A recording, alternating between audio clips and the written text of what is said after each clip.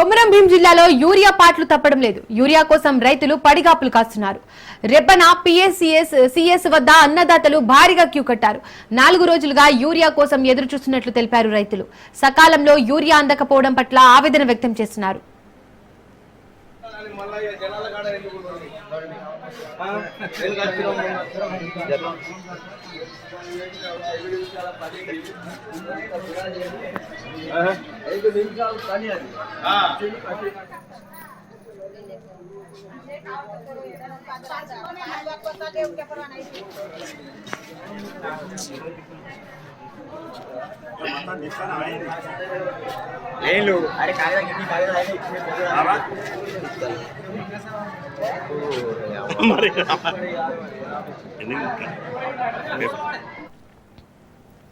Right, ఇక కొమరం భీం జిల్లాలో రైతుల యూరియా కష్టాలకు సంబంధించి మోర్ డీటెయిల్స్ మా ప్రతినిధి అరుణ్ కుమార్ అందిస్తారు.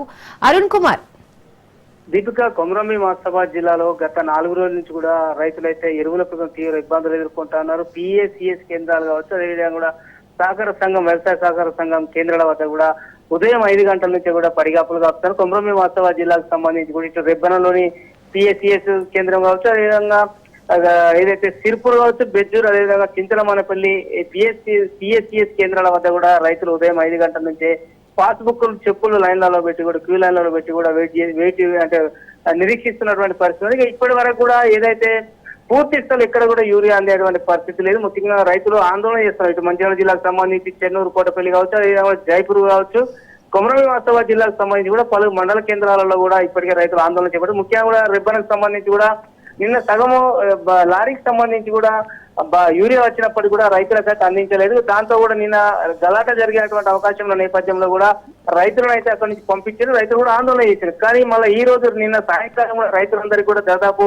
200 మంది రైతులకు కూడా టోకెన్లు ఇవ్వడం జరిగింది. ఆ టోకెన్లు తీసుకున్న రైతులందరూ కూడా ఉదయం 5 గంటల నుంచే ఏదైతే రెబ్బన వ్యవసాయ కేంద్రం పిఎస్సిఎస్ కేంద్రం వద్ద కూడా పడిగాపులు కాస్తున్నారు. ఇప్పటి వరకు కూడా కేంద్రాన్ని అయితే ఓపెన్ చేయలేదు. అయితే ఒకవేళ ఇట్లా ఈ గతంలో వచ్చినటువంటి వాటిని కూడా పక్కదారి పట్టించిన యూరియా అనేటువంటి నెపంతో దాంతో కూడా రైతులు ఉదయం నుంచే కూడా ఈ షాపులు తీయకముందు కూడా ఏదైతే కేంద్రం తీయకముందు ఓపెన్ చేయకముందు కూడా అక్కడే ఉండి కూడా క్యూ లైన్ లో ఉండి కూడా వెయిట్ చేస్తున్నారు. ఇప్పటికి కూడా అక్కడ సిబ్బంది అయితే రాలేదు. కానీ రైతులు తీవ్ర ఆవేదన వ్యక్తం చేస్తా ఉన్నారు. ఉదయం నుంచి వచ్చినా కూడా ఇప్పటి వరకు అవి ఓపెన్ చేయలేదు. అదేవిధంగా కూడా పూర్తి స్థాయిలో యూరియా అందిస్తలేరు. ఉదయం నుంచి సాయంకాలం వరకు కూడా క్యూ లైన్ లో ఉంటే కూడా ఒక్క బస్తా కూడా అందేటువంటి పరిస్థితి లేదు. 2 నెలల నుంచి కూడా ఇటు నాట్లు వేసి కూడా పొలాలు ఏదైతే వ్యవసాయం చేస్తూ ఉన్నప్పటికీ కూడా పూర్తి స్థాయిలో మొత్తం కూడా యూరియా అందకపోతే కూడా నష్టం జరుగుతుంది, ఇబ్బందులు ఎదుర్కొంటున్నామని చెప్తారు. మరో పక్కనేమో బ్లాక్ లో ఎక్కడన్నా ప్రైవేట్ గా కొందామంటే కూడా ఒక్కొక్క బస్తకి 600 పైచీలకు కూడా డబ్బులు తీసుకుంటా ఉన్నారు అనేటువంటి ఆవేదన వ్యక్తం చేస్తున్నారు. కొంతమంది వ్యాపారులు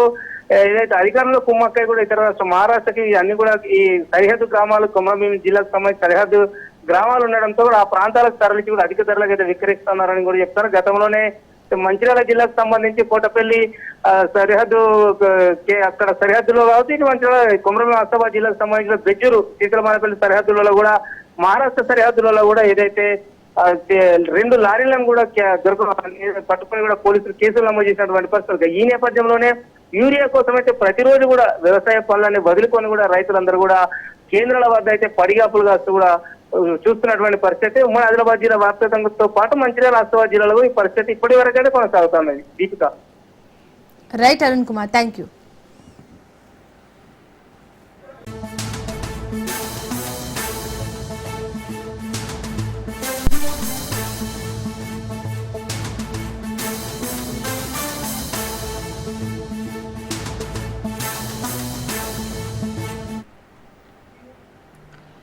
రైతుకేది భరోసా, అన్నదాత బతికేదెట్లా? పంటల ధరల పతనంపై ఎక్స్ లో మాజీ సీఎం వైఎస్ జగన్ ఫైర్ అయ్యారు. రైతులను ఆదుకోవడంలో చంద్రబాబు విఫలమయ్యారని ఆరోపించారు. పంటల ధరల పతనంలో కూటమి సర్కార్ రికార్డు సృష్టించిందన్నారు. కర్నూల్లో కిలో ఉల్లి ధర 3 రూపాయలు పలుకుతోంది. రూపాయిన్నరకే కిలో టమాటానా అంటూ ప్రశ్నించారు జగన్. రైతు అనేవాడు బతుకొద్దా? అన్నదాతను ఆదుకోవడంలో ఇంత నిర్లక్ష్యం ఎందుకన్నారు. రైతును ఆదుకొని ప్రభుత్వం ఉన్నట్టా లేనట్టా అంటూ ఎక్స్ ద్వారా నిలదీశారు జగన్.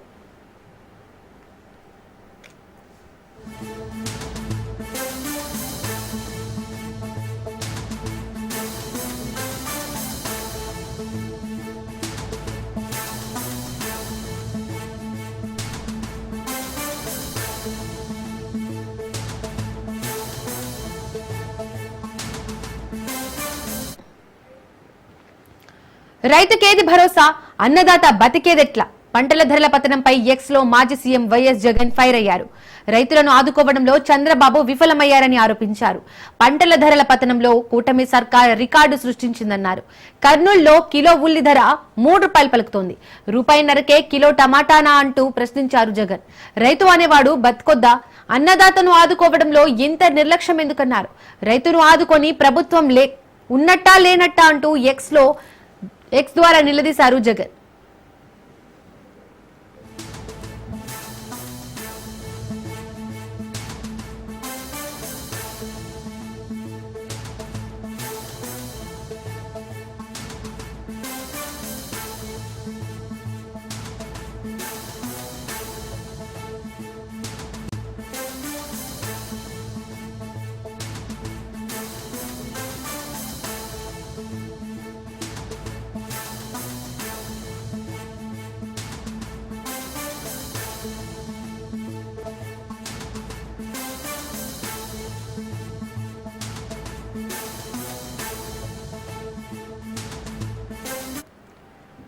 రైతుకేది భరోసా, అన్నదాత బతికేదెట్లా? పంటల ధరల పతనంపై ఎక్స్ లో మాజీ సీఎం వైఎస్ జగన్ ఫైర్ అయ్యారు.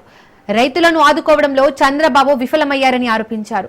పంటల ధరల పతనంలో కూటమి సర్కార్ రికార్డు సృష్టించిందన్నారు. కర్నూలులో కిలో ఉల్లి ధర ₹3 పలుకుతోంది. రూపాయిన్నరకే కిలో టమాటానా అంటూ ప్రశ్నించారు జగన్. రైతు అనేవాడు బతుకొద్దా? అన్నదాతను ఆదుకోవడంలో ఇంత నిర్లక్ష్యం ఎందుకన్నారు. రైతును ఆదుకొని ప్రభుత్వం ఉన్నట్టా లేనట్టా అంటూ ఎక్స్ ద్వారా నిలదీశారు జగన్.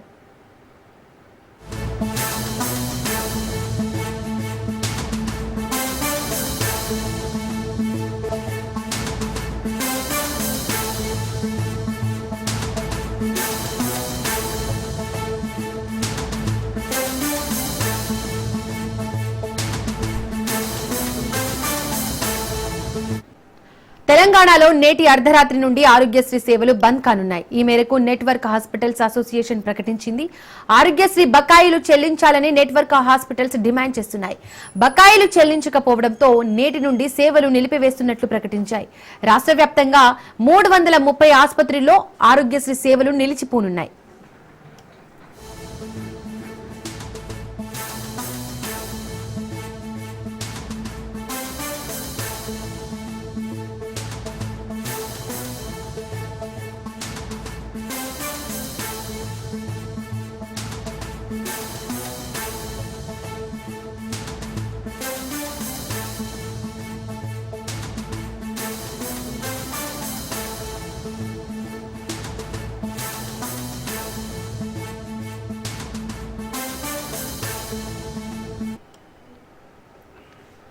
తెలంగాణలో నేటి అర్ధరాత్రి నుండి ఆరోగ్యశ్రీ సేవలు బంద్ కానున్నాయి.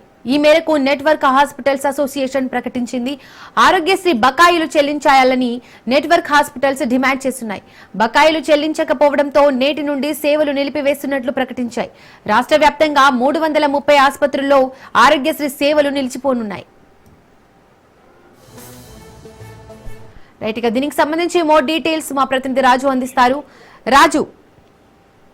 దీపిక, ఈ రోజు అర్ధరాత్రి నుంచి తెలంగాణలో ఆరోగ్యశ్రీ సేవలు నిలిపివేశామని ఇప్పటికే ఇటు ఆరోగ్యశ్రీ నెట్వర్క్ హాస్పిటల్స్ యాజమాన్యాలు ప్రభుత్వానికి అల్టిమేటం జారీ చేయడం జరిగింది. తెలంగాణలో ఉన్నటువంటి 330కి పైగా ఉన్నటువంటి ప్రైవేట్ ఆసుపత్రులు ఈ రోజు నుంచి కూడా తమ సేవలను నిలిపివేస్తామని చెప్పి ప్రభుత్వానికి ఇప్పటికే తేల్చి చెప్పడం జరిగింది. ఎందుకంటే పెండింగ్ బకాయిలు పేరుకుపోవడంతో ఈ నిర్ణయం తీసుకున్నామని చెప్పి కూడా వాళ్ళు చెప్తా ఉన్నారు. గత 8 నెలలుగా కూడా ఈ యొక్క బకాయిలు ప్రభుత్వం చెల్లించడం లేదని చెప్పేసి కూడా వాళ్ళు తీవ్ర అసంతృప్తిని వ్యక్తం చేస్తున్నటువంటి పరిస్థితి కనిపిస్తా ఉంది. గతంలోనే 1100 కోట్లు చెల్లిస్తామని చెప్పేసి కూడా ప్రభుత్వం హామీ ఇవ్వడం జరిగింది. గత జనవరిలోనే 2 నెలల సమయం కూడా వీరికి ఇవ్వడం జరిగింది. అయినప్పటికీ కూడా ₹1 కూడా ప్రభుత్వం చెల్లించలేదని చెప్పేసి కూడా వాళ్ళైతే విమర్శలు చేస్తా ఉన్నటువంటి పరిస్థితి కనిపిస్తా ఉంది. దీనికి సంబంధించి గత ఆగస్టు 31వ తేదీ నుంచి మరొకసారి సమ్మె చేస్తామని చెప్పేసి ప్రభుత్వానికి అల్టిమేటం ఇచ్చారు. అయినప్పటికీ అప్పుడు అసెంబ్లీ సమావేశాలు నడుస్తున్న దృష్ట్యా కూడా తమ నిర్ణయాన్ని వాయిదా వేసుకున్నారు. చర్చలకు రమ్మని ఆహ్వానించడంతో దాన్ని అప్పుడు తాత్కాలికంగా వాయిదా వేస్తున్నామని చెప్పి కూడా ఇటు ఆరోగ్యశ్రీ నెట్వర్క్ ఆసుపత్రుల యాజమాన్యాలు చెప్తున్నటువంటి పరిస్థితి కనిపిస్తా ఉంది. దీనికి సంబంధించి ప్రభుత్వం ప్రత్యేకంగా ఒక గ్రీన్ ఛానల్ ఏర్పాటు చేసి ప్రతి నెల కూడా ఆరోగ్యశ్రీకి 200 కోట్ల నిధులను విడుదల చేస్తామని చెప్పేసి కూడా ప్రభుత్వం హామీ ఇచ్చింది. అయినప్పటికీ ఆ హామీని కూడా ప్రభుత్వం నిలబెట్టుకోవడం లేదు అని చెప్పేసి కూడా ఇటు వీళ్ళు చెప్తున్నటువంటి పరిస్థితి కనిపిస్తా ఉంది. ఆరోగ్య శాఖ మంత్రి, హెల్త్ సెక్రటరీ, ఆరోగ్య సిఇఓ వీళ్ళు ముగ్గురితో కూడా చర్చలు జరిపినప్పటికీ కూడా ఈ చర్చలు ఫలించడం లేదు. దీనికి సంబంధించి తప్పనిసరి పరిస్థితుల్లోనే ఈ నిర్ణయం తీసుకున్నామని చెప్పేసి కూడా ప్రైవేటు ఏదైతే ఆరోగ్యశ్రీ ఈ యొక్క ఏదైతే నెట్వర్క్ హాస్పిటల్స్ వాళ్ళు చెప్తున్నటువంటి పరిస్థితి కనిపిస్తా ఉంది. గత 20 రోజులుగా కూడా చర్చలు జరిపాము, అయినప్పటికీ కూడా చర్చలు సఫలం కావడం లేదని చెప్పి కూడా చెప్తా ఉన్నారు. దీంతో ఈ రోజు అర్ధరాత్రి నుంచి ఈ సేవలను బంద్ చేస్తామని చెప్పి కూడా ఏదైతే ప్రభుత్వానికి అల్టిమేటం జారీ చేయడం జరిగింది. దీంతో పేద రోగులు రాష్ట్ర వ్యాప్తంగా కూడా ఇబ్బందులు పడే అవకాశం కనిపిస్తా ఉంది. ప్రధానంగా ప్రభుత్వ ఆసుపత్రుల్లో కావచ్చు, అదేవిధంగా కార్పొరేట్ ఆసుపత్రుల్లో కావచ్చు, ఈ ఆరోగ్యశ్రీ ద్వారా ట్రీట్మెంట్ తీసుకునే పేద రోగులకు, అదేవిధంగా ఎమర్జెన్సీకి సంబంధించినటువంటి, అదేవిధంగా ఇటు గుండెకు సంబంధించినటువంటి, కిడ్నీలకు సంబంధించి ఏదైతే అత్యవసరానికి సంబంధించినటువంటి వైద్య సేవలు ఉంటాయో ఇవన్నీ కూడా పేద రోగులకు ఆరోగ్యశ్రీ ద్వారా నిలిపివేయడం ఏదైతే ఉందో ఇది ఖచ్చితంగా పేద రోగులపై తీవ్ర ప్రభావాన్ని చూపిస్తుందని చెప్పేసి కూడా రాష్ట్ర వ్యాప్తంగా ఒక ఆందోళన అయితే ప్రజల నుంచి వస్తున్నటువంటి పరిస్థితి కనిపిస్తా ఉంది. మరి దీనికి సంబంధించి ప్రభుత్వం ఇప్పటికే గతంలోనే నిధులు విడుదల చేశాము, మరిన్ని బకాయిలు ఉన్నమాట వాస్తవమే, అది కూడా త్వరలోనే విడుదల చేస్తామని చెప్పేసి కూడా ఒకవైపు ప్రభుత్వం చెప్తా ఉన్నప్పటికీ కూడా ప్రభుత్వం ఏదైతే సమయం ఇచ్చిందో ఆ సమయానికల్లా నిధులు అయితే విడుదల చేయడం లేదని చెప్పి కూడా ఇటు నెట్వర్క్ ఆసుపత్రులు యాజమాన్యాలు చెప్తా ఉన్నటువంటి పరిస్థితి కనిపిస్తా ఉంది. బకాయిల విషయంలో తమకు న్యాయం చేయాలని చెప్పి కూడా దవాఖానాల అసోసియేషన్ అయితే చెప్తున్నటువంటి పరిస్థితి కనిపిస్తా ఉంది. ఈ రోజు అర్ధరాత్రి నుంచి కూడా ఈ బంద్ ఉంటుందని చెప్పి కూడా వాళ్ళైతే చెప్పడం జరిగింది. ఆర్థిక శాఖ డబ్బులు ఇవ్వకపోతే తాము ఏం చేయాలి, తమ మెయింటెనెన్స్ కూడా డబ్బులు లేవు, అదేవిధంగా ఆసుపత్రుల్లో ఇటు ఎక్విప్మెంట్ మెయింటెనెన్స్ కానివచ్చు, ఇతర సౌకర్యాలకు ఆరోగ్యశ్రీ ద్వారా డబ్బులు రాకపోవడంతో ఇబ్బందులు పడుతున్నామని చెప్పి కూడా వాళ్ళైతే చెప్తున్నటువంటి పరిస్థితి కనిపిస్తోంది. ఈ బకాయిలు పెండింగ్ లో పెట్టడంతో, అదేవిధంగా ఈ ప్రభుత్వం సాగజీత ధోరణి అయితే ఉందో ఈ ధోరణి వల్ల తమ ఇబ్బందులు ఎదుర్కొంటున్నామని చెప్పి కూడా చెప్తా ఉన్నారు. ప్రధానంగా పేద రోగులు అయితే తీవ్రంగా ఇబ్బందులు పడే అవకాశం అయితే కనిపిస్తా ఉంది. ఈ రోజు అర్ధరాత్రి నుంచి ప్రారంభమయ్యే ఈ యొక్క బంద్ ఏదైతే ఉందో దీని ద్వారా రాష్ట్రంలోని అన్ని సేవలు కూడా ఆరోగ్యశ్రీ ద్వారా నిలిచిపోయే అవకాశం కనిపిస్తా ఉంది. మరి ప్రభుత్వం నుంచి ఇప్పటి వరకు అయితే ఎట్లాంటి ప్రకటన అయితే రాలేదు. మరి ప్రభుత్వం ఏం చేయబోతా ఉంది, ఈ రోజు చర్చలకి ఏమైనా పిలిచే అవకాశం ఉందా అనే దానిపై కూడా మరి కాసేపట్లో ఒక క్లారిటీ వచ్చే అవకాశం కనిపిస్తా ఉంది. రాజు, ఈ నెట్వర్క్ హాస్పిటల్స్ ఉన్న ఫలంగా ఆరోగ్యశ్రీ సేవలు నిలిపివేస్తే మరి రోగుల పరిస్థితి ఏంటి? వాళ్ళు ఒకటే చెప్తా ఉన్నారు, మేము ఇప్పటికిప్పుడు తీసుకున్న నిర్ణయం కాదు అని చెప్పి కూడా ఏదైతే ఆరోగ్యశ్రీ నెట్వర్క్ దవాఖానాల అసోసియేషన్ రాష్ట్ర అధ్యక్షుడిగా ఉన్నటువంటి వజ్రాజు రాకేష్ చెప్తా ఉన్నటువంటి పరిస్థితి కనిపిస్తా ఉంది. ఎందుకంటే గతంలోనే మేము ఏదైతే సమయం ఇచ్చామో ప్రభుత్వానికి 8 నెలల నుంచి కూడా మేము వేచి చూస్తా ఉన్నాము, ప్రభుత్వానికి సమయం ఇచ్చాము, జనవరిలోనే ఏదైతే ఈ బంద్కు వెళ్తామని చెప్పేసి కూడా ప్రకటన చేశాము, ప్రభుత్వానికి వివరించాము కలిసి అని చెప్పి కూడా వాళ్ళు చెప్తా ఉన్నారు. అయితే అప్పుడు ప్రభుత్వము 200 కోట్లు విడుదల చేస్తాము ప్రతి నెల అని చెప్పి కూడా అప్పుడు ప్రభుత్వం హామీ ఇచ్చింది. కానీ ఆ హామీని ప్రభుత్వం నిలబెట్టుకోవడం లేదని చెప్పి కూడా చెప్తా ఉన్నారు. దీంతో ఆగస్టులో మరొకసారి ఆగస్టు ఎండింగ్ లో బంద్ చేస్తామని చెప్పడం జరిగింది. అయినప్పటికీ కూడా వాళ్ళు ప్రభుత్వం నుంచి ఎట్లాంటి చర్చలు జరుగుతున్నప్పటికీ చర్చలు ఫలవంతం కావడం లేదు. దీంతో ఎట్లాంటి పరిస్థితి మాకు వేరే ఆప్షన్ లేకనే ఈ యొక్క బంద్ నిర్ణయం తీసుకున్నామని చెప్పి కూడా వాళ్ళైతే చెప్తున్నటువంటి పరిస్థితి కనిపిస్తా ఉంది. ఎందుకంటే 8 నెలలుగా కూడా ప్రభుత్వం రేపు మాపు అని చెప్పి కాలయాపన చేస్తుంది తప్ప ఈ బిల్లులు విడుదల చేయడం లేదు అని చెప్పి కూడా ఇటు ఆరోగ్యశ్రీ నెట్వర్క్ ఆసుపత్రులు చెప్తున్నటువంటి ఈ వర్షన్ మనకు కనిపిస్తా ఉంది. దీనికి సంబంధించి అసోసియేషన్ అయితే ఒకటే చెప్తా ఉంది, ఖచ్చితంగా ప్రభుత్వం మాకు గ్రీన్ ఛానల్ ఏర్పాటు చేసి నిధులు సత్వరమే విడుదల చేయాలి, 1400 కోట్ల బకాయిలు ఏవైతే ఉన్నాయో సో అందులో ప్రభుత్వం విడుదల చేస్తే సో ఇవన్నీ కూడా సేవలు అవన్నీ కూడా మళ్ళీ పునరుద్ధరిస్తామని చెప్పి కూడా వాళ్ళు చెప్తా ఉన్నారు. ఈ రోజు అర్ధరాత్రి నుంచి అయితే ఆరోగ్యశ్రీ సేవలు రాష్ట్ర వ్యాప్తంగా ఉన్నటువంటి నెట్వర్క్ ఆసుపత్రుల్లో కూడా అన్ని నిలిచిపోనున్నాయని చెప్పి కూడా వాళ్ళైతే ప్రభుత్వానికి ఒక అల్టిమేటం అయితే జారీ చేసినటువంటి పరిస్థితి కనిపిస్తా ఉంది. Right Raju, thank you.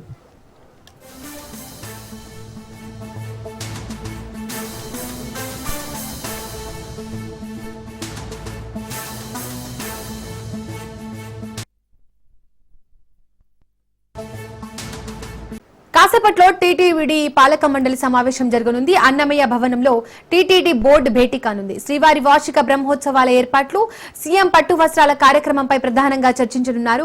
ఈ నెల 24 నుండి అక్టోబర్ 2 వరకు శ్రీవారి బ్రహ్మోత్సవాలు జరగనున్నాయి. 24న శ్రీవారికి చంద్రబాబు దంపతులు సమర్పించనున్నారు. 28న రాత్రి 7 గంటలకు కీలక ఘట్టమైన శ్రీవారి గరుడ వాహన సేవ జరగనుంది. గరుడ సేవను తిలకించేందుకు లక్షలాదిగా భక్తులు తరలివచ్చే అవకాశం ఉంది. భక్తులు భక్తుల రద్దీకి అనుగుణంగా చేయాల్సిన ఏర్పాట్లపై సమావేశంలో చర్చిస్తున్నారు.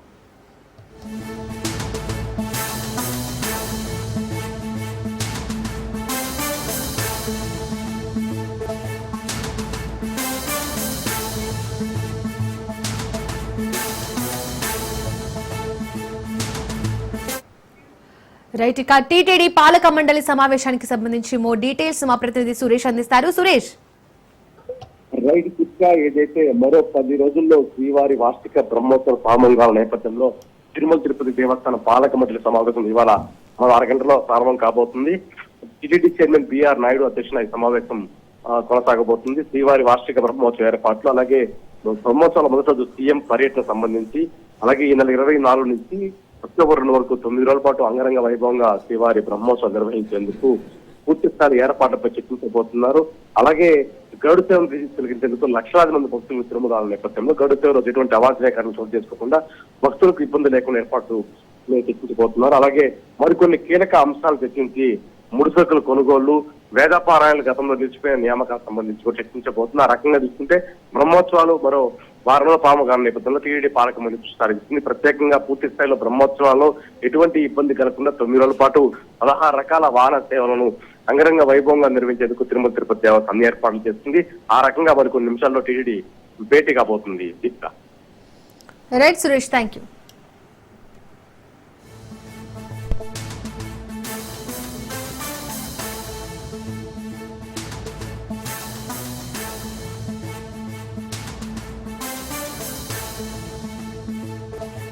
రైట్, ఇక రెండో రోజు ఏపీ కలెక్టర్ల సదస్సులో సీఎం చంద్రబాబు మాట్లాడుతున్నారు. లైవ్ లో చూద్దాం.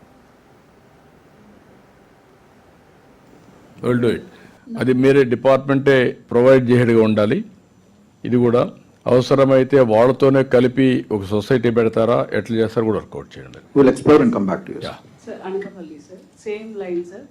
అంకుట ట్రీస్ మాకు ఎటికోపాక టాయ్స్ కి కావాలి సార్. సో ఇక్కడ కూడా ఇదే issue both they will do it. Both they will do it. అంటే what we have done sir, last year we have collected the seeds from the forest. అది మన ఫార్మర్స్ ఫీల్డ్ లో plus common land లో plantation చేసినాం. ఈ సంవత్సరం నుంచి take up చేశాం sir. I thought I will share it with you. అంటే ప్రైవేట్ ల్యాండ్ లో కాస్ట్ ఎంత అవుతుంది, అక్కడ కాస్ట్ ఎంత అవుతుంది, సస్టైనబిలిటీ వర్కౌట్ చేయండి. Sir regarding SWPC shed sir, అది కన్స్ట్రక్షన్ న్యూ కన్స్ట్రక్షన్స్ పర్మిట్ చేయట్లేదు సార్. ఏది SWPC sheds sir, solid waste sheds sir. ఇప్పుడు ఎన్ఆర్ఈజిఎస్ కింద మన కన్స్ట్రక్షన్ పర్మిషన్ లేదు సార్. సో చాలా ఎన్ఆర్జిఎస్ కింద 1 lakh లిమిట్ అని చెప్పి గవర్నమెంట్ పెట్టింది సార్. సార్ మనం 2 times ఆల్రెడీ లెటర్ రాసాం sir. They said they will consider it sir, but still they are to take a decision. రాసి కూడా మనం 6 months అయింది, 3 months తర్వాత ముందు కూడా మనం ఒక రిక్వెస్ట్ లెటర్ ఇచ్చాం. You get it done. చెప్పండి, కొంచెం కన్విన్స్ చేయండి. అవసరమైతే నేను కూడా ఒక లెటర్ రాస్తాను, మినిస్టర్తో మాట్లాడదాం. అంటే ఇప్పుడు సీఎం గారు రాస్తారు. Sir 1 more submission sir. Sir last year మనం అంకుడు తెల్లపొనికి కొండపల్లి టాయ్స్ కన్నా ఈ టాయ్స్ కోసం ఎంజీ నరేగా నుంచి ఆర్డర్ కూడా ఇచ్చాం సార్. మన ఫారెస్ట్ డిపార్ట్మెంట్ సీడ్లింగ్స్ కూడా రైస్ చేస్తుంది. కాకపోతే ఈ సీడ్లింగ్స్ రైస్ చేయడం కొంచెం టఫ్ సార్. కాబట్టి they are on the job sir. Maybe in the coming years we have discussed on this. Say the survival rate. What is the difficulties? We had discussed. Sir ఈ తెల్లపొనికి survival rate sir, మన 10 గనక seedlings rice చేస్తే only 2 survive అవుతున్నాయి sir. But forest research institute is developing the seedlings sir.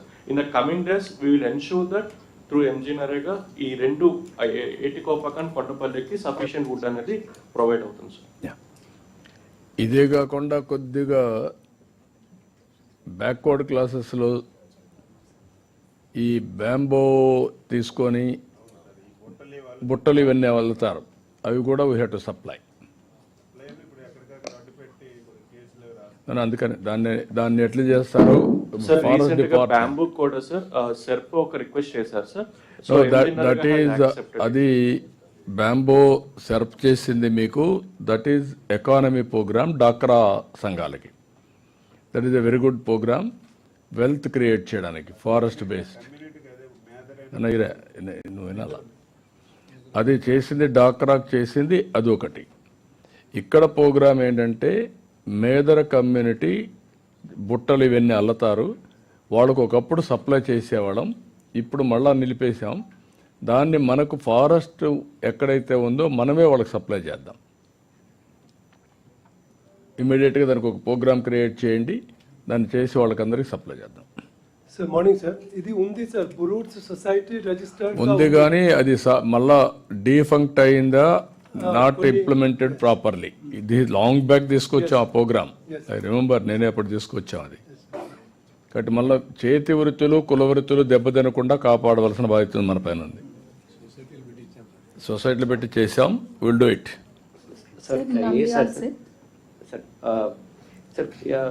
We have one issue, sir. I think it's a common issue. ఉప్పల్లోని NGRI వద్ద త్రుటిలో పేను ప్రమాదం తప్పింది. డివైడర్ ను ఢీకొట్టిన సెప్టిక్ ట్యాంకర్ బోల్తా పడింది. డ్రైవర్ కు గాయాలవ్వడంతో ఆసుపత్రికి తరలించారు. ప్రమాద ఘటన దృశ్యాలు సీసీ కెమెరాలో నమోదయ్యాయి. శ్రీ అభయాంజనేయ స్వామి ఆలయం వద్ద ఈ ఘటన చోటు చేసుకుంది.